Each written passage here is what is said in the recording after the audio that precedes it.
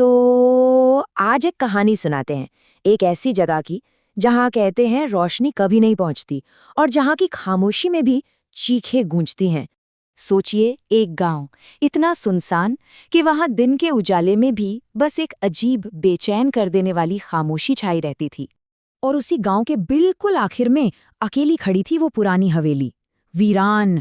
और कहते हैं कि उसकी दीवारें सदियों पुराने न जाने कितने ही राज अपने अंदर दबाए बैठी थीं। अब गांव वाले जो थे वो आपस में कानाफूसी करते थे।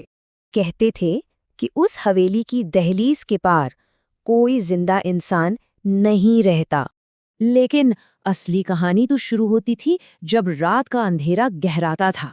तो उस हवेली के अंदर से ऐसी रूह कंपा देने वाली चीखें गूंजती थी कि सुनने वालों का मानो खून ही जम जाए। अब एक नौजवान लड़का था, उसे इन कहानियों पर यकीन नहीं था।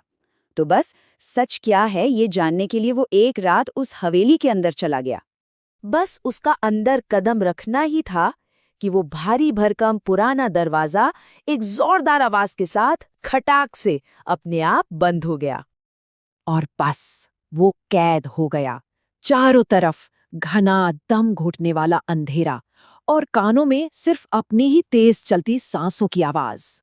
तभी उस अंधेरे में एक आवाज गूंजी, एक सरसराहट, तुम यहाँ क्यों आए हो? ये आवाज सुनते ही लड़के के तो होश उड़ गए। वो डरकर झटके से पीछे की तरफ मुड़ा, लेकिन पीछे कोई भी नहीं था।